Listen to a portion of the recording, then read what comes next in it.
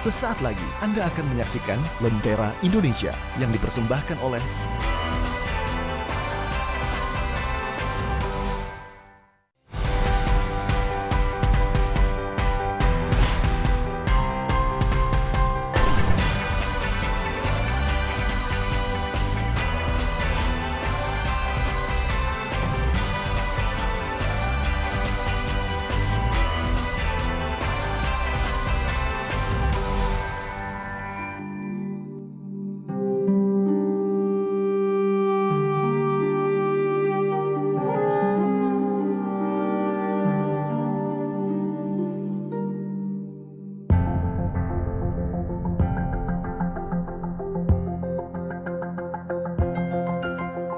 Maluku, negeri dengan pesona keelokan luar biasa.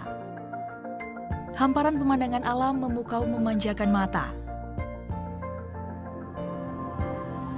Keasrian, kemegahan, dan keindahan tak pernah terhenti tersaji. Anugerah ilahi bagai surga duniawi.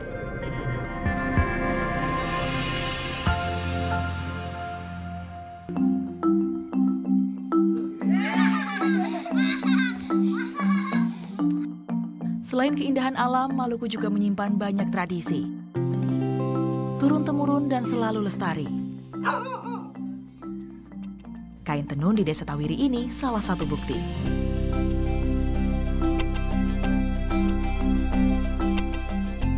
Tenun adalah peninggalan leluhur bangsa yang memperkaya khazanah budaya Indonesia. Sebagai warisan budaya, sayang seribu sayang jika hilang ditelan zaman. Itulah alasan Nikodemus Watumlawar, atau yang biasa disapa Pak Niko, bertahan, mempertahankan peninggalan tanah kelahirannya. Tenun Tanimbar. Sesuai namanya, Tenun Tanimbar berasal dari Kepulauan Tanimbar, sebuah wilayah di Maluku, Tenggara Barat. Perjalanan yang tak sebentar pastinya. Butuh waktu panjang bagi pria kelahiran 1965 ini memperjuangkan tenun Tanimbar agar tetap ada.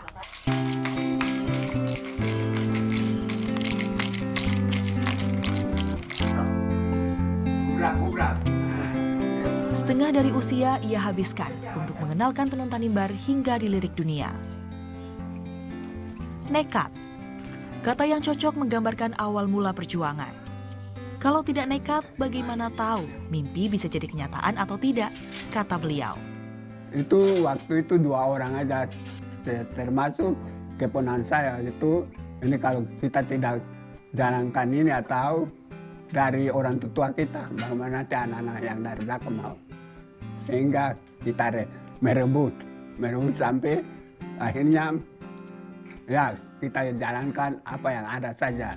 Waktu itu modal kami pas-pasannya itu 250.000. Bukan buat kain tapi untuk salendang atau syal. Pak Niko mengenang.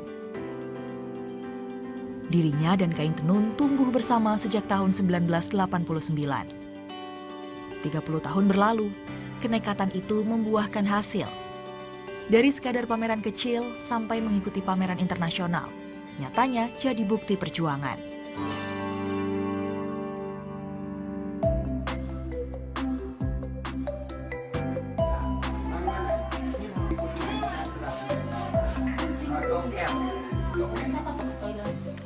Pagi hari adalah awal riuhnya aktivitas menenun di kediaman Pak Niko. Beberapa masih saudara, lainnya tetangga di sekitar rumah. Sekarang Pak Niko tak sendiri.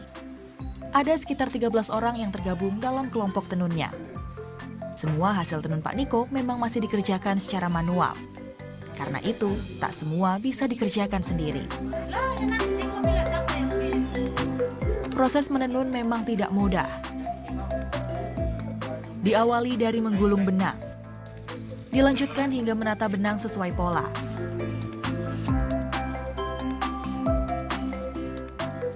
Hingga akhirnya siap ditenun, setidaknya butuh waktu 2 hari. Tidak selama dulu memang. Di masa lampau, untuk menyiapkan benang saja perlu waktu lama. Kalau zaman dulu itu kita buat kain tenun itu dengan kapas. Nah, itu lama sekali baru bisa dapat satu kain tenun.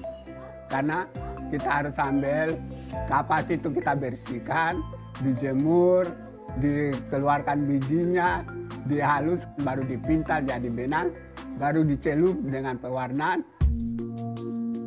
Berbagai rintangan sudah dilalui. Sejak tahun 2010, ketersediaan bahan bukan lagi jadi masalah. Untung, perjuangannya pun ikut dilihat pemerintah. Berbagai bantuan seperti benang sampai bahan utama pun kini sudah terpenuhi. Apalagi saat pesanan menumpuk.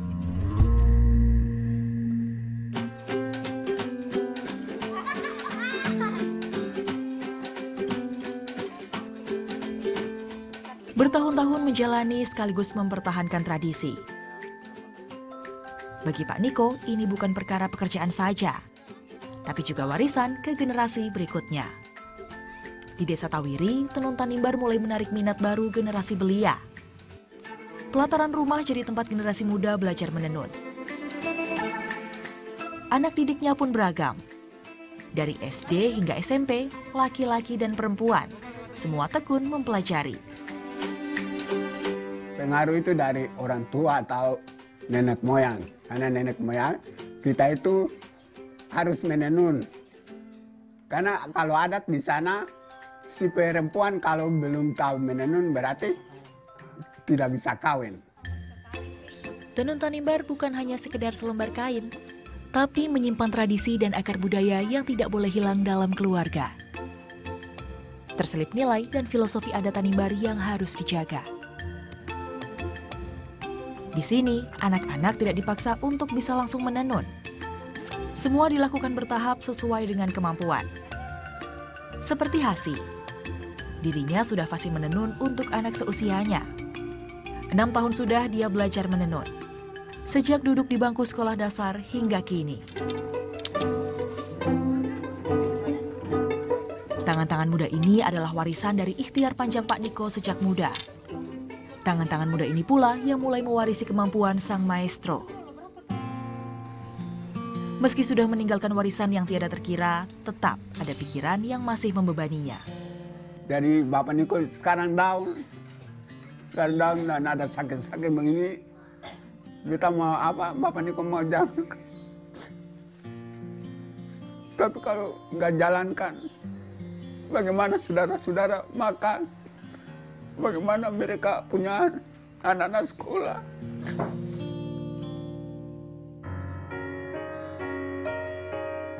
Sederhana memang apa yang Pak Niko rasa.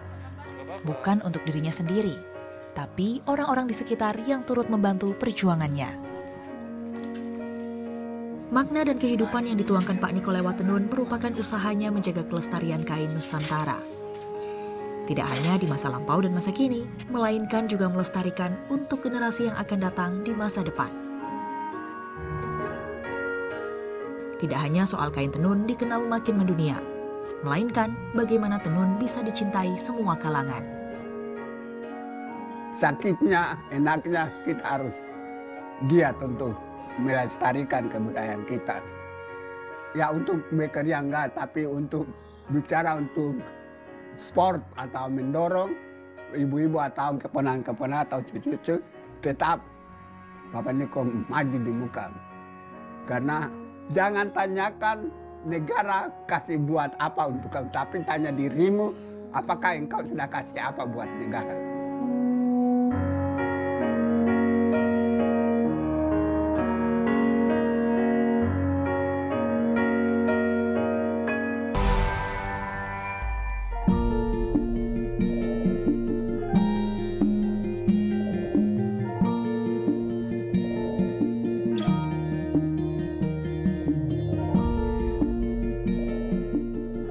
Usaha pelestarian tenun Tanimbar tidak hanya berhenti pada proses produksi. Distribusi dan tempat pemasaran produk juga menjadi ruang yang harus tersedia.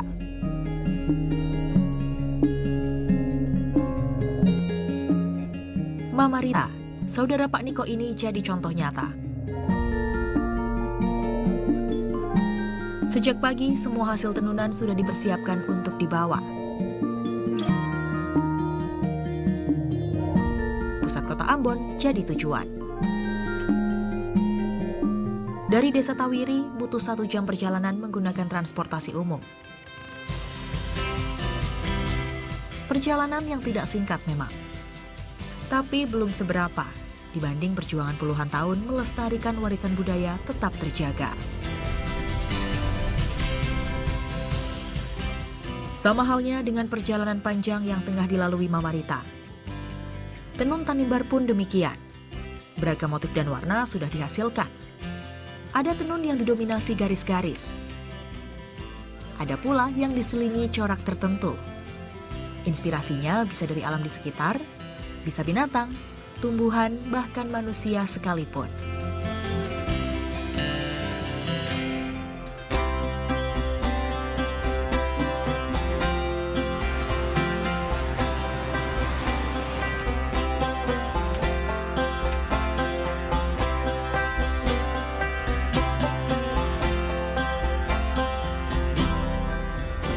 Sampai jualah hasil tangan-tangan terampil penenun yang dibawa Mama Rita. Tempat tujuan sebagai ruang mengakomodasi perjuangan gigih perajin. Sejak dikukuhkan pada tahun 2019, Dewan Kerajinan Nasional Daerah atau Dekranasda Provinsi Maluku turut membantu melestarikan salah satu kebanggaan budaya ini. Satu galeri khusus dibuat untuk memamerkan hasil karya perajin. Mulai dari kain tenun dengan beragam motif dan warna, hingga yang sudah diolah menjadi tas, dompet, dan baju.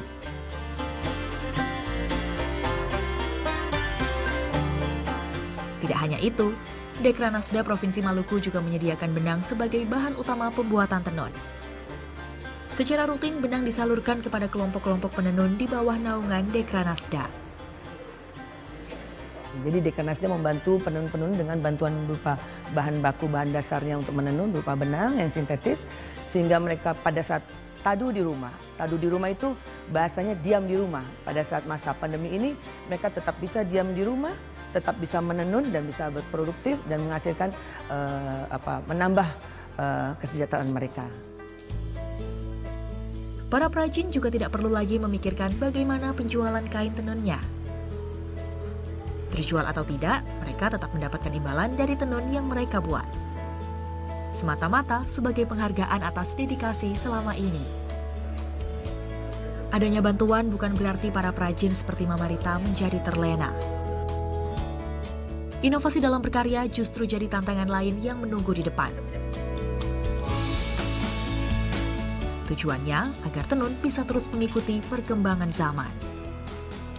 Dekranasda Provinsi Maluku juga tidak tinggal diam menghasilkan inovasi bagi para perajin. Saat ini dikembangkan penggunaan 2 serat benang. Kain tenun pada umumnya menggunakan 5 serat benang. Inilah yang membuat kain tenun dari dulu memiliki tekstur yang tebal dan cenderung kaku, sehingga sulit juga berat apabila dijadikan pakaian. Ya. Ya. Yang penting tetap semangat, tetap produksi supaya kesejahteraan Ibu Rita, keluarga dan kelompok Tawiri itu sejahtera ya, dan jangan lupa putra putrinya usahakan untuk dilatih supaya bisa menenun, supaya ada generasi nanti. Terobosan dan inovasi penting dalam pelestarian budaya bangsa.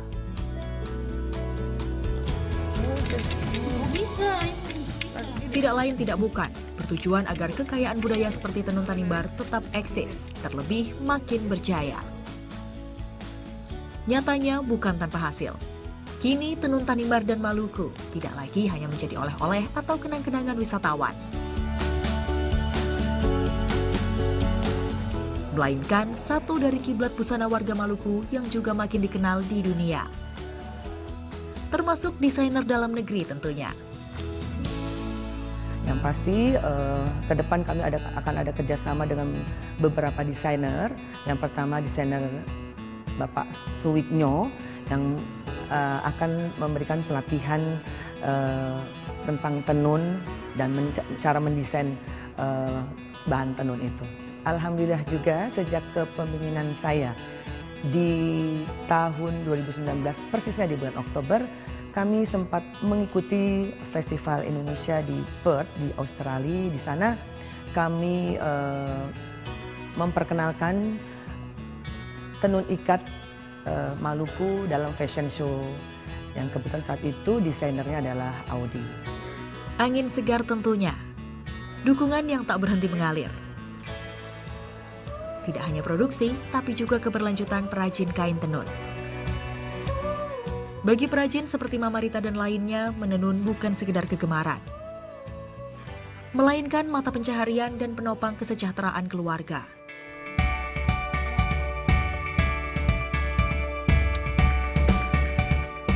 Melestarikan tenun sebagai kekayaan bangsa bukan hanya tugas Mama Rita seorang diri. Bukan juga usaha penenun dalam kelompoknya, tapi dukungan semua pihak. Regenerasi penenun menjadi salah satu jalan. Membawa tenun lewat pameran dan ragam pelatihan juga diperlukan. Tujuannya mengenalkan kain Nusantara dan keindahan budaya ke masyarakat luas.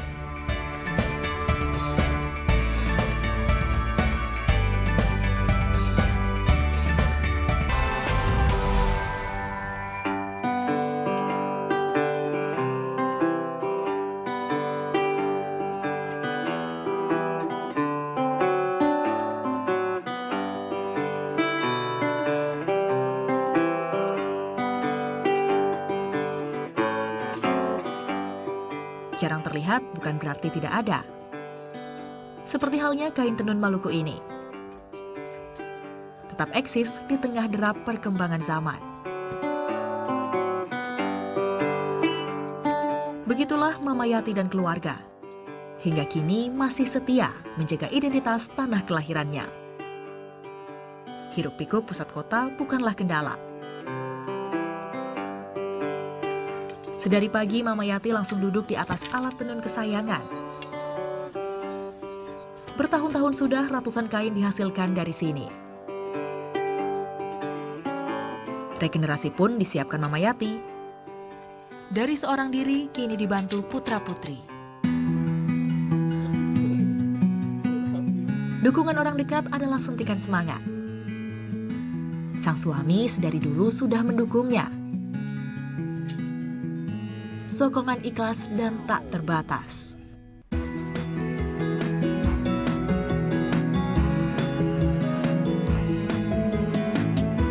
Sebelum Mama Yati menenun, Bapak Yohanis sang suami membuat pola motif terlebih dahulu. Katanya, kalau cinta dengan seseorang, cintai pula kebiasaannya.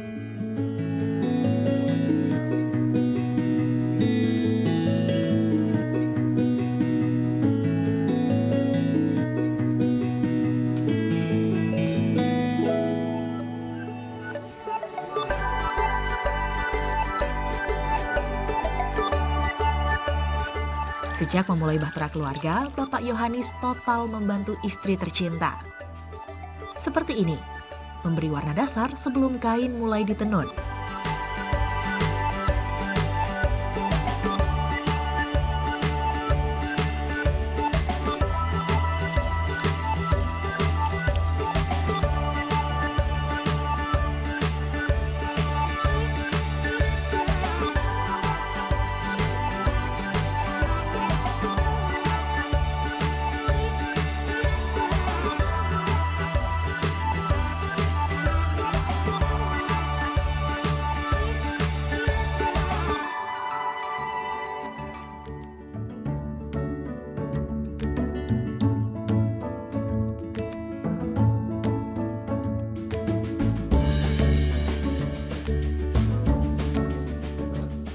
Sehari-hari sebelum siang, Mama Yati sudah bersiap.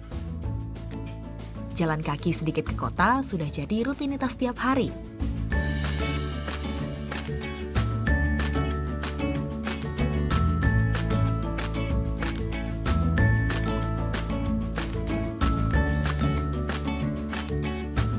Sesekali kalau dirasa lelah, becak jadi pilihan Mama Yati. Sembari menikmati angin sebelum sampai di tujuan. Mama Yati memang sudah lama menjual kain tenunnya ke toko oleh-oleh di Ambon.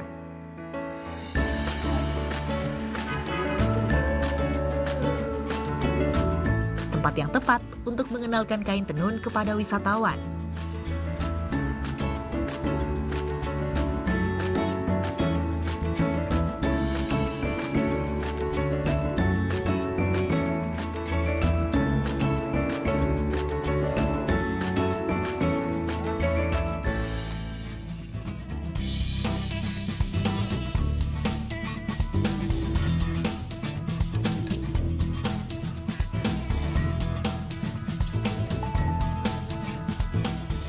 Mama Yati sadar, untuk bisa bertahan, generasi muda mesti dijangkau.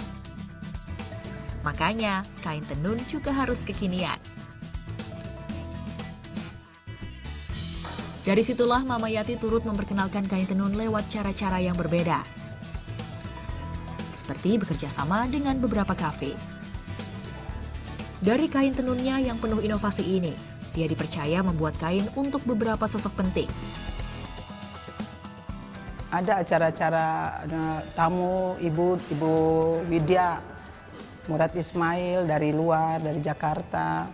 Ada menteri-menteri, ya, ada pesanan yang dari Ibu, ya kami kerja. Meski perlahan, tapi dia yakin kain tenun juga bisa bersaing dengan produk lain di dalam bahkan luar negeri. Karena dulu kan kita masih memakainya 4-5 urat, tapi sekarang kita memakai 2 urat benang. Makanya peminatnya anak-anak muda, dia enak, nyaman dipakai. Dia kan agak sedikit halus dan dia ringan untuk dipakai. Anak-anak muda punya ini keinginan begitu, mau dibikin apa. Ada yang sebelahnya kain biasa atau sebelahnya tenunan, begitu dia masuk. Ya, karena sekarang tenun bukan sebagai kain saja, tapi sudah banyak dijadikan sebagai aksesoris. Jadi salah satunya ini kalung.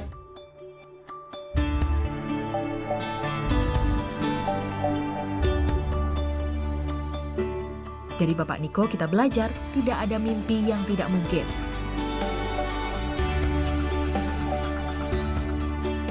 Dari Mama Rita kita tahu, usaha tidak akan mengkhianati hasil. Dan dari Mama Yati kita belajar, mempertahankan tradisi bukan berarti menolak perubahan. Tujuannya satu, menjaga cita-cita bersama. Bukan untuk diri sendiri, melainkan anak cucu nanti.